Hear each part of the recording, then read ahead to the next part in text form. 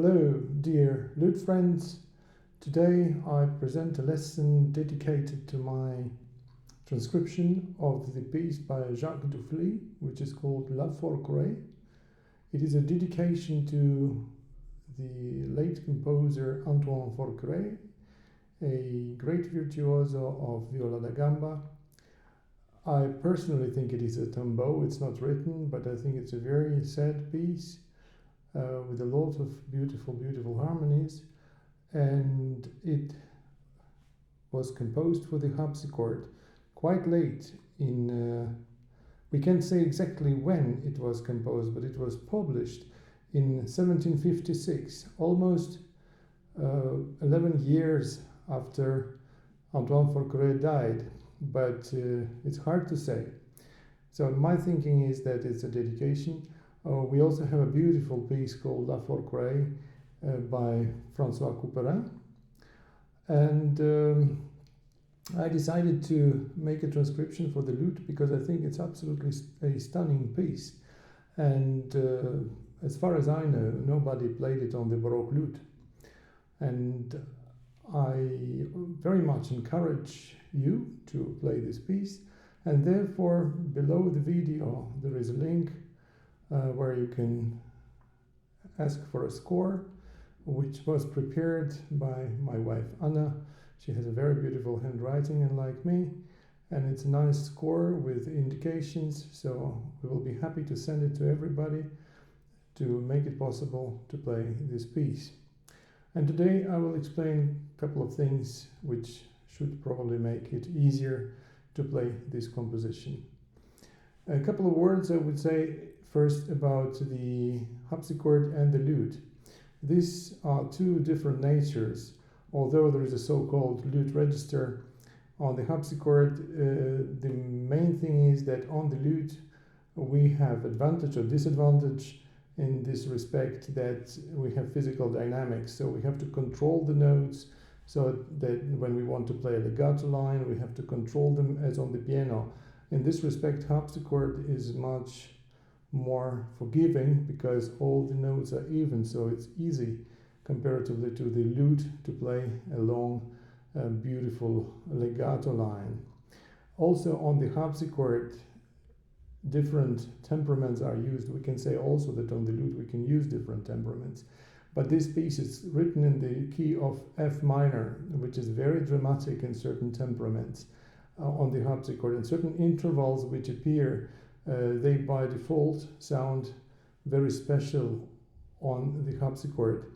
I think, well, for me it was a big inspiration to listen to the recording of Gustav Leonhardt. First of all, because of the tempo, which was rather slow, and the way he was treating dissonances, and I think that, well, maybe it makes sense to listen to him before playing this piece. I think it's, in any event, important to listen to the piece on the harpsichord and to follow the harpsichord score to understand what's really going on in this piece. It has several layers of music, so at least we have to consider it as being three-voice structure, sometimes maybe even four, but three-voice absolutely for sure. We have melodies on top strings, and then we have middle voices. Very important things are happening on the fifth and fourth strings, because there we have the tenor voice which comes in, and of course the bass. So I again hugely encourage you to listen to Gustav Leonhardt or any other good harpsichord player and look at the score, the keyboard score in F minor, to understand what's really going on in the piece before you start to play it, because it's not, this transcription is not the easy one, and it's not so natural on the lute. It becomes natural when you treat it in the right way, and then everything becomes clear, but it's not so obvious how to play it. So it's a rondeau which all the time returns, so the subject all the time returns. So now I will talk about the main theme, which returns after each couplet. So we will have to play it several times in this piece, in the beginning, after every couplet, and at the end. What is important here? So try to be with the bass on the beat. I know it's difficult, but it's important, I think, to at least to try. And the ornaments we play, always the slowest possible version. So don't please play fast ornaments when you learn it. If there is a musical idea behind it, then you do. So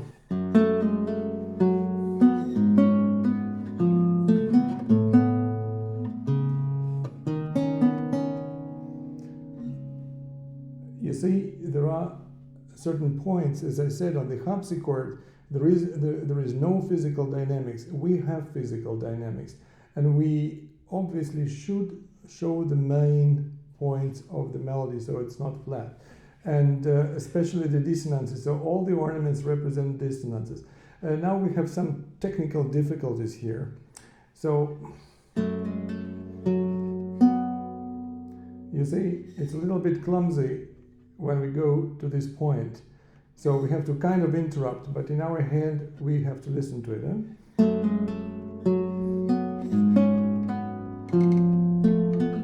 And here, second finger goes a little bit unnaturally to the third fret. There is no other way to play it, so believe me. Maybe you find a better way, but I think that's very good. Anna showed it to me.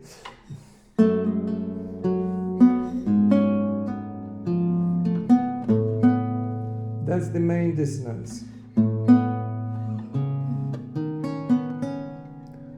In the score I will send you, I will mark the middle voice. The middle voice goes here.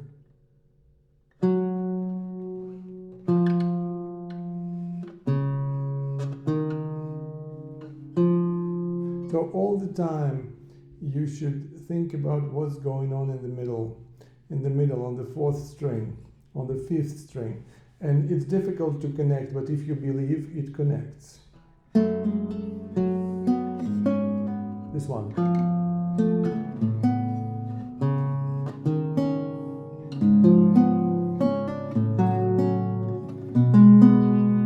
And here we have this beautiful, beautiful cadence. So there are two ways of playing it. The easy one, with only one on one string, but in the score I have another one here, right? So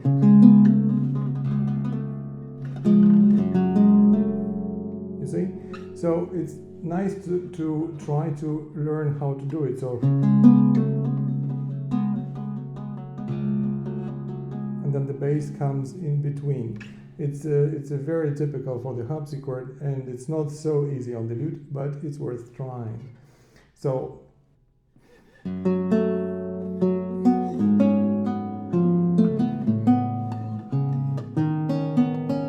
this ornament I play with one finger, if you saw it, and coming on the second finger.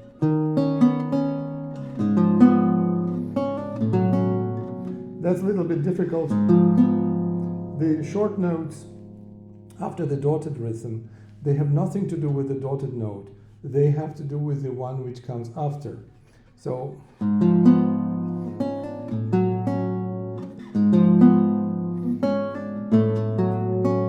it's important that these notes connect to the bass. And then, so one more time.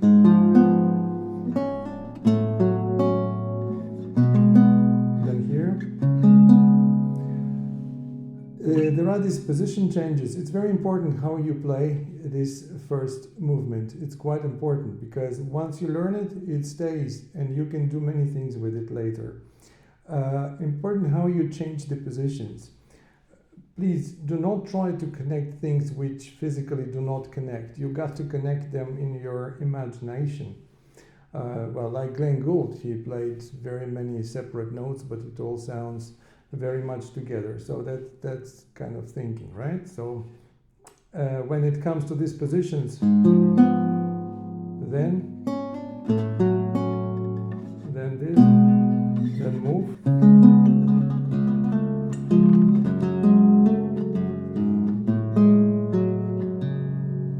Right? So I do it one more time.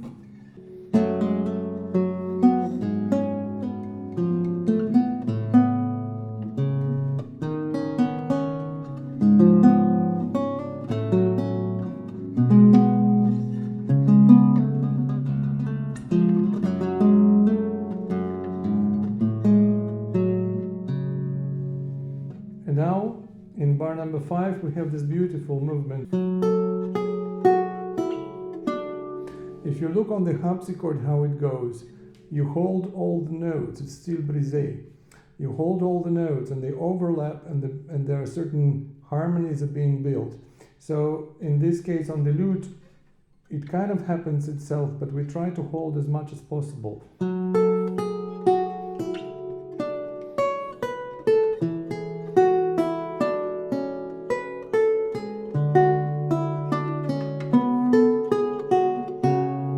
Here we have bar number 8, and here we have this quite clumsy middle voice. So we go.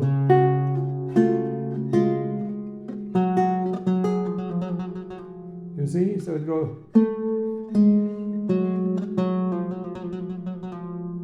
All right? So it's not that easy, but it's possible.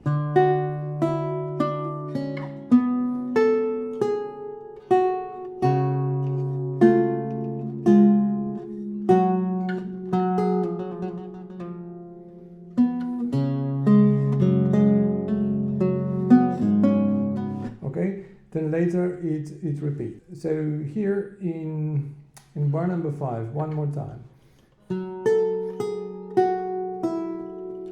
Try to make a beautiful, beautiful line. So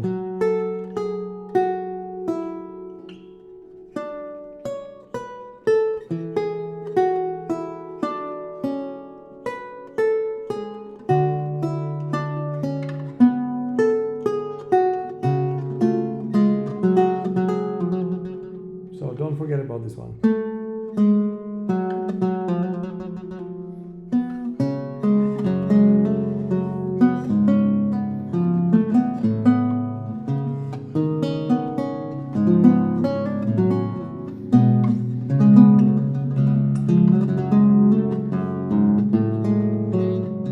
Yeah, here we got this basis. I think we need to practice this one so that this one is the loudest one, so but don't accent it. Try to put everything, before you want to accent something, you put everything away so that it appears itself. Then later you can emphasize that, then it will be easier to get this rather natural sound. So let's look at the bar number 13. Here we have the E flat major chord, which comes in a very dramatic way. It was meant to be very dramatic on the harpsichord in F minor key in certain temperaments that were used. It sounds absolutely stunning. So better, yeah, we play it wide.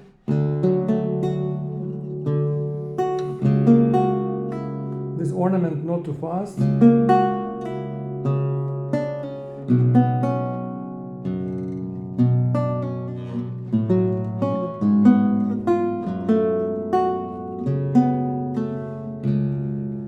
Again, fast notes have to connect to the bass.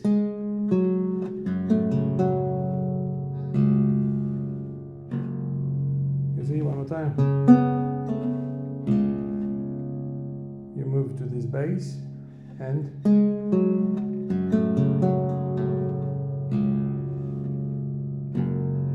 so you can make a beautiful ornamentation here.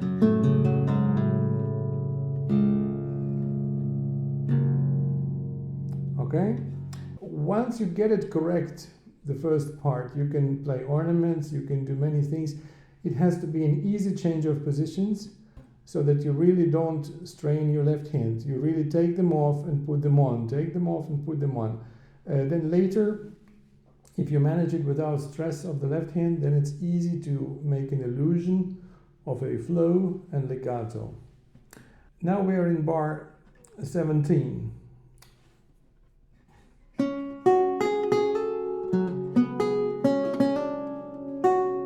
So here we have a polyphonic imitation, which is quite clear. I think it's very obvious.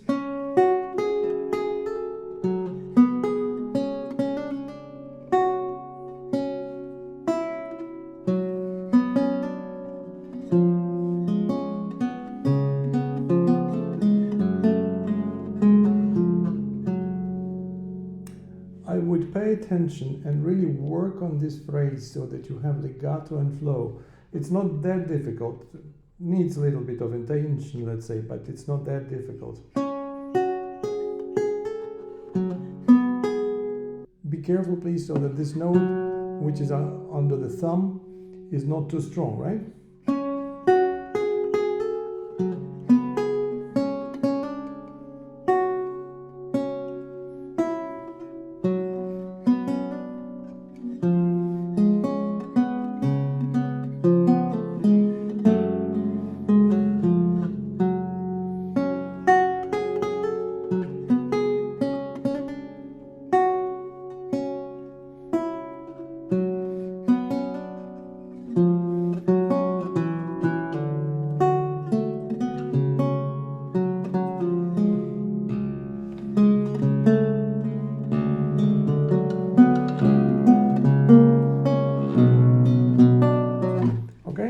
So I think it's quite clear. This one in bar 22, 23. In bar 24, this ornament, I would play with the fourth finger so that you have really nice span, and remember about the elbow, so that the elbow down, which makes the fourth finger very efficient. Okay, so bar number 23.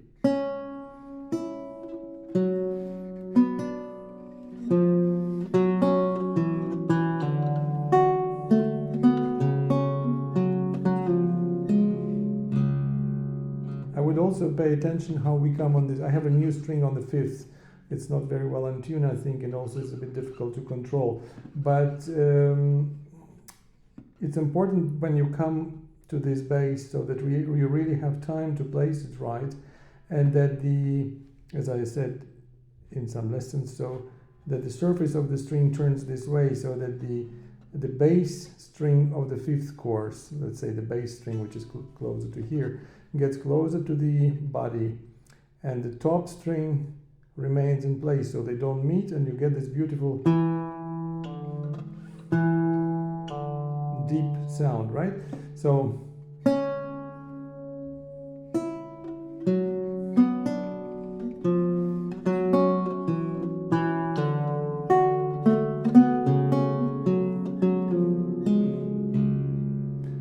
starts a very beautiful progression, and remember what I said about three voices. Here it's paramount. So please, first maybe pay attention to the bass, for instance like this, without the middle voice. Maybe that makes sense.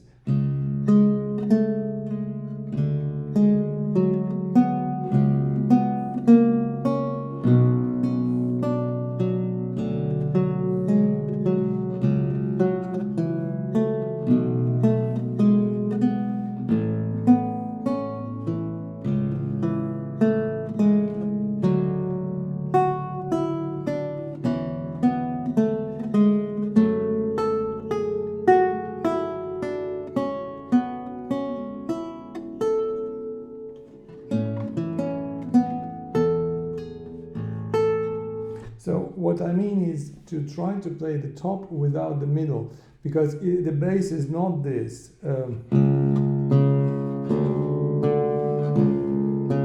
No, it's not this.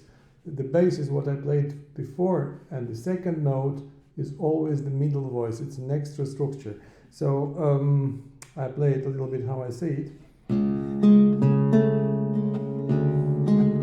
So for this, you need to prepare on the second note, so the bass prepared much before then you play it, right? So please,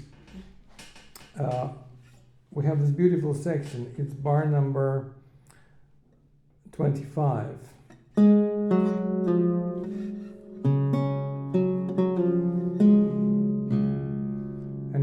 important. So when you play the bass, the thumb comes to this middle bass. It's not the bass, it's the tenor. It's a middle voice, so it's not this.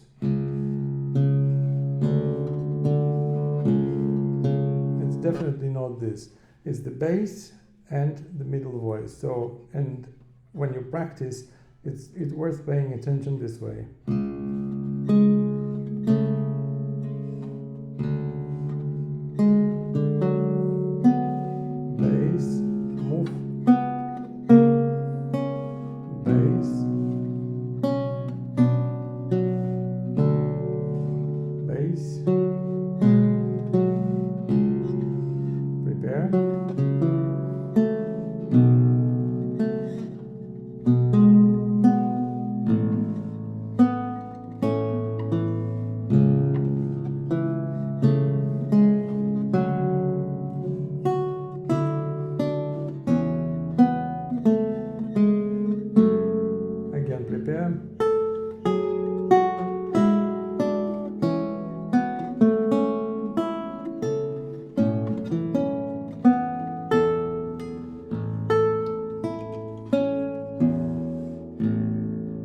See? I'll show it one more time. So we talk now again about bar number 25. So this is a very beautiful passage in a three-voice structure, and it's important to prepare the thumb for the second note. So it's like bass, prepare the thumb, and now bass, prepare, bass. Very important to play the rest stroke and always relax this muscle after each bass, and also listen to the bass so that it doesn't dominate everything, because there is much more. So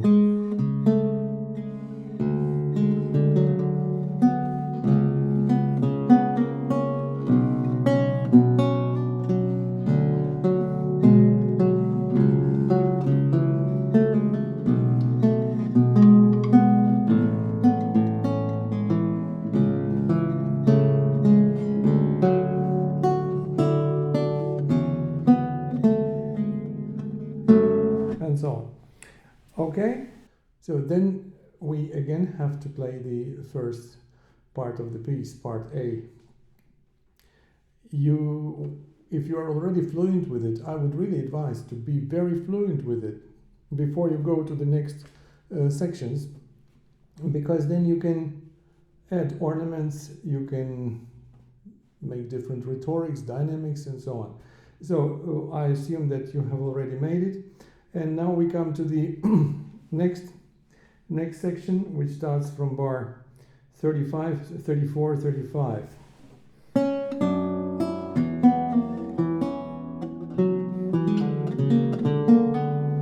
You see, it's important on the lute, as I said, but now I played it already, sticks out the D, the open string. So be careful, because we need this.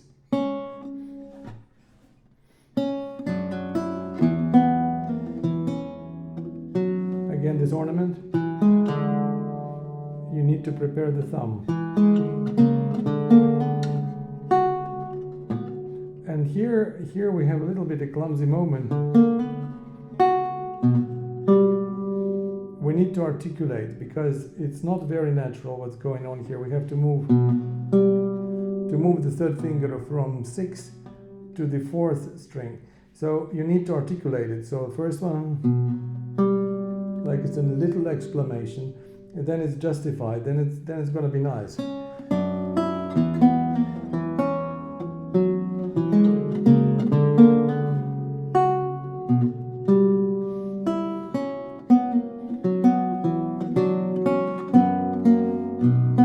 You can play low bass or high bass.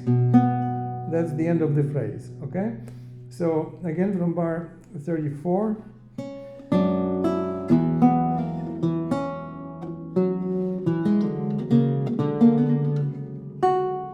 this, you see, that's the entrance of the voice. It's actually not, of course it makes the harmony with the previous chord, but it's a, so that's an entrance. So when this entrance comes, the response is this. That's the response. So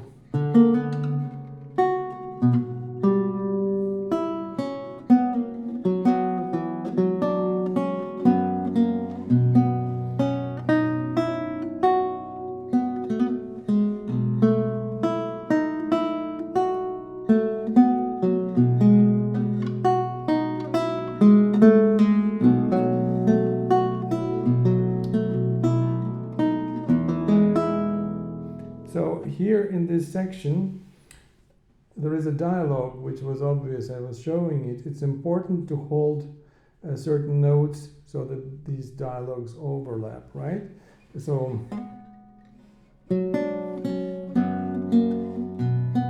that's the end, and that's the bar 38.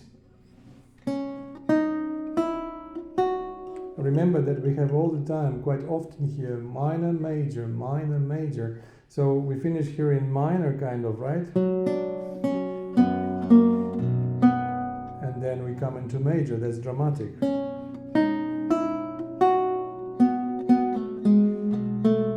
This ornament, I would strongly advise to play it as a half of the note which is written to. So it's an 8th note, you play 16th note. Then later probably even 16th with a dot. So the longer the better the ornaments. Later you do whatever you want, but if you are not able to play long ornaments, then so they have to be very controlled and very long, because then it's possible to play them, that's no problem. But to have the dissonance exposed,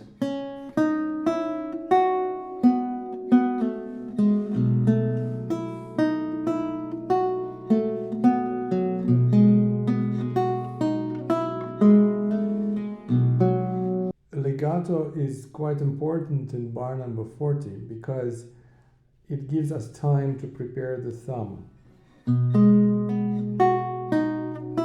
Here, 3 notes under 1 legato, and that's time for the thumb to move, you see?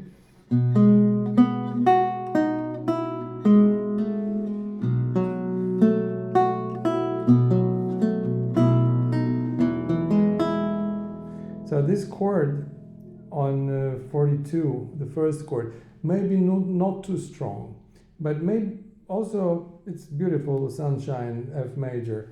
And then it's quite tricky to play this section, so I do it slowly to show. Now starts this.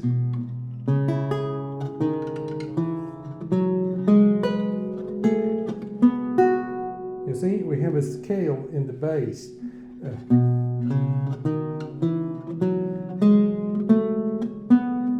You see, so it's important to practice to study these positions, because it has to be super clean, because otherwise it's just really impossible.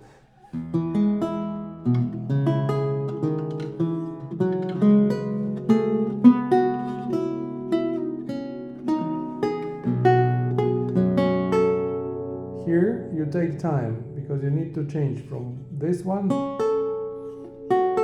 to this, bar number 44, because this is not easy, but it has certain logic, very strong logic. First of all, pay attention so that the left hand has problems and the right hand probably has also certain problems, and that they should not come at the same time. So first left, then right, left, right, all the time. So I play for you last 2 notes of bar number 43, right? And now we're coming to this position. So how to do it right? So you see, while I play the open string, I get this 4 and 3 here very firmly. And then we need to do this.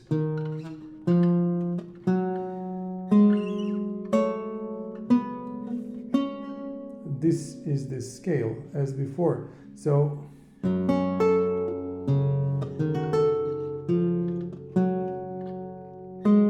see second finger slides here. And then second finger takes this D.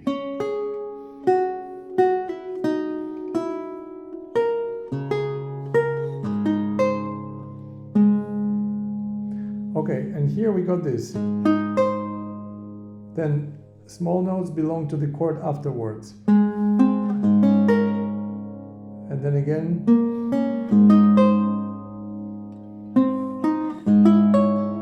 And then again. So it's quite important so that the eighth notes which follow the quarter belong to the following chord. So when you practice this, it's not very easy, but it's also not very difficult. So it's like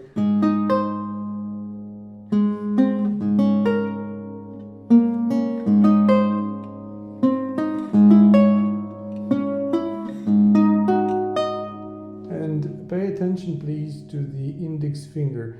It's quite important that it all happens around the index finger because it brings very important harmonic element and that you can control it. So like what happens on the third string. So one more time.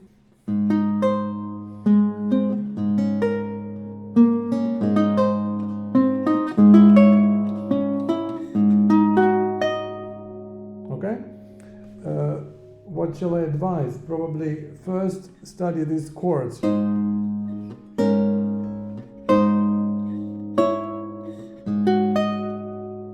Really get it. And then when you can play all these chords, then you add the small notes, then it will be fine, huh?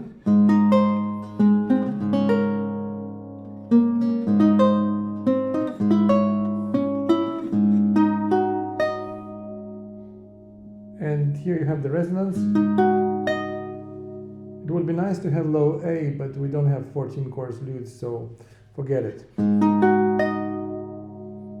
And then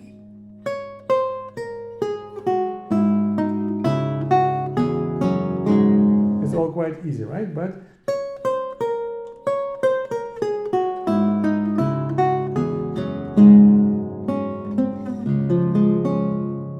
okay, so this is about this this section. So I think it's all quite clear. And again, legato, holding everything which is possible to hold so that it overlaps. And the bass is not too heavy. Bar number 49. You see, after you play the open 5 with the thumb, you have legato. Legato lets you move the thumb to the 8th string from 5 to 8. So legato, and then you can play these notes, right? So that you're not jumping at all costs to the 8th, so because it will be never good. So you need this. This note should be the most important. So thus 6 and 7, these basses should be very gentle in the beginning. If you want to push everything, the basses, when you can do this, you can push any bass you want. So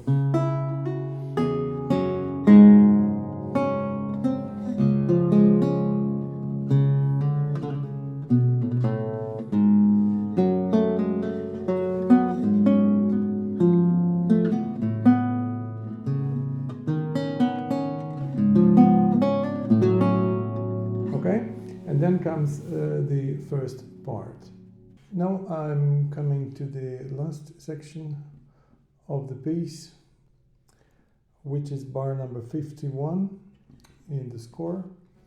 And before we play it, I want you to pay attention to the harpsichord score, to the original score. And again, probably listen to it on the harpsichord. And imagine that you hold all the fingers and you lift them only when you need to play them again. I wanted to say something about the arpeggios. Arpeggios, as we see them today, as just a broken chord which brings some harmony. The concept of it probably did not exist. At least it was not so widespread. And all the arpeggios in this piece, and for instance, I think it's quite important to have a look at the original score and to listen to the harpsichord playing, and also to look at the piece by François Couperin, Les Barricades Mystérieuses, and the first prelude of John Sebastian Bach from the Well-Tempered Clavier, how it is written. So it is several voices which look like an arpeggio. And in this section, this last section, it is important to understand it, so that these voices are going over the bar lines, they interact, and there is a dialogue between certain rhetorical figures, so exclamations and responses. So when you think about this way, then this section will work right. So, and I would think, try to first play it really piano, at least with not big effort in the right hand, just to feel what's going on under the fingers. And also it is not so easy to make an impression that you hold all this like on the harpsichord. Therefore, please pay attention to the fingerings, because they're well written here. I find it the only way to do it. If you find better way, then it's fantastic. But I think it's the only way.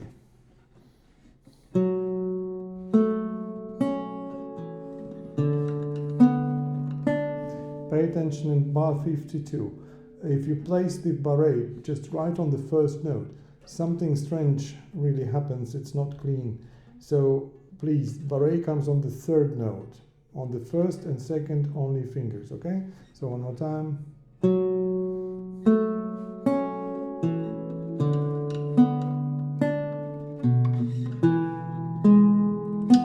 Here you have to barré only on two notes.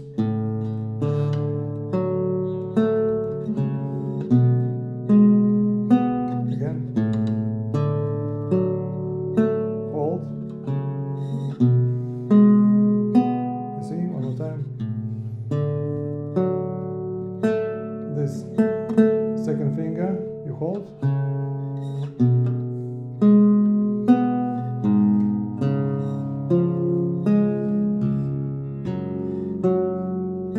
Pay attention that, please pay attention that,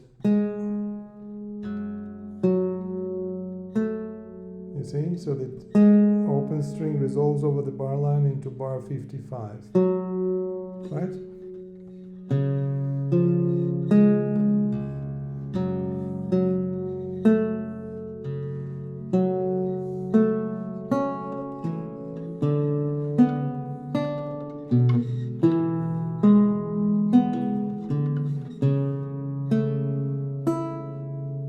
Yeah, here's a very big interval.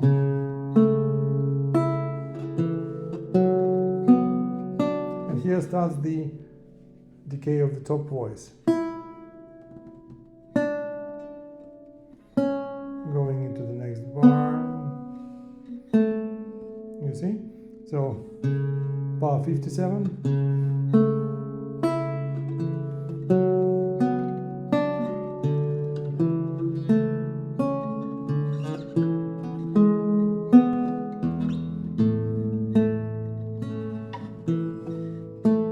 Again, bar 59, so little exclamation, that was a response, and then response, entrance of the second voice.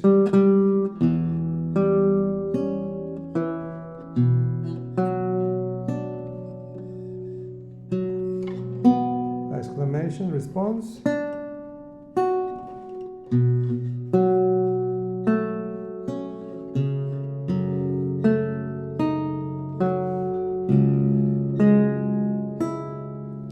Pay attention, 62 to 63.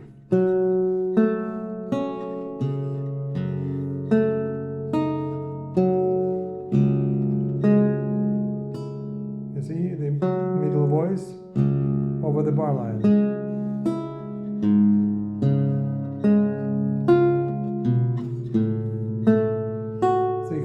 No barré.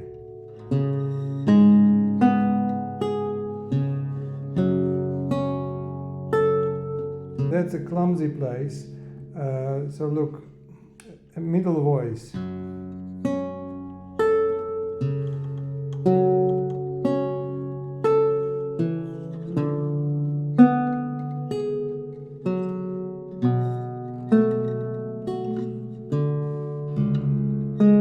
You see, in this bar, 66, 67, you have on the third string. It's very important to follow.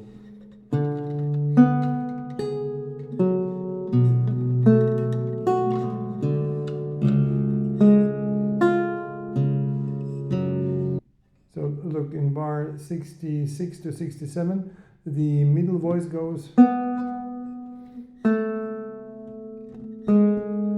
right, so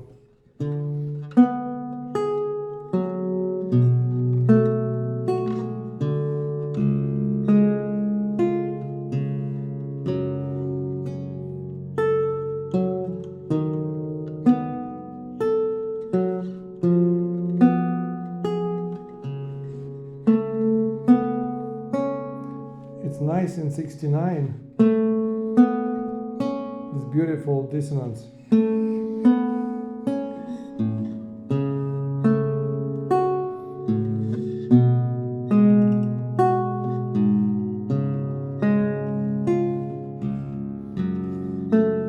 You see again over the bar line to 71. So again.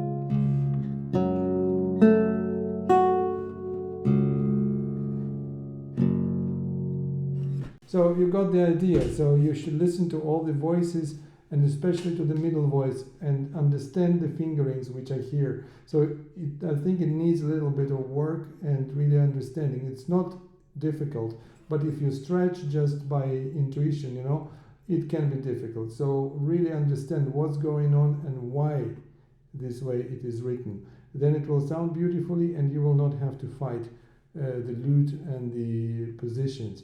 Last ornaments, which may pose some difficulty.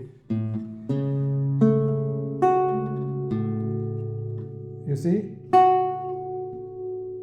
you have the resonance on the lute, and this lets you leave the fingerboard and play.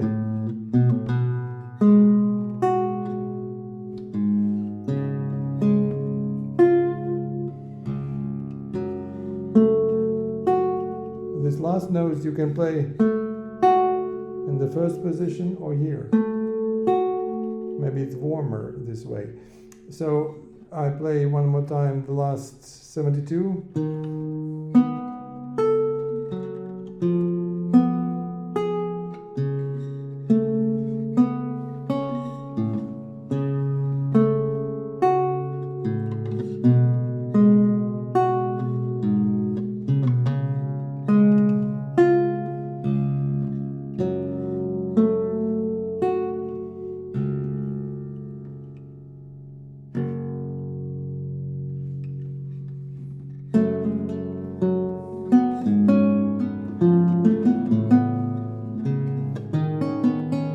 Then you start and you play for the last time the first section.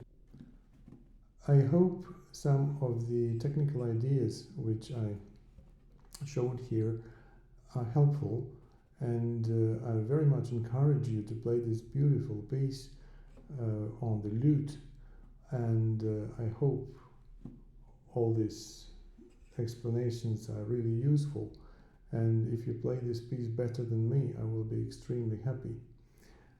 I would like to thank again my wife Anna for some insights and for writing the beautiful score of this, because her writing is really nice and not like mine. And I wish you all the very best. Practice the lute, and as I always say, we should play such music that can be played in the break of the Chopin recital, that can stand next to Chopin. That's my very firm belief, and I think this piece definitely can. Good luck.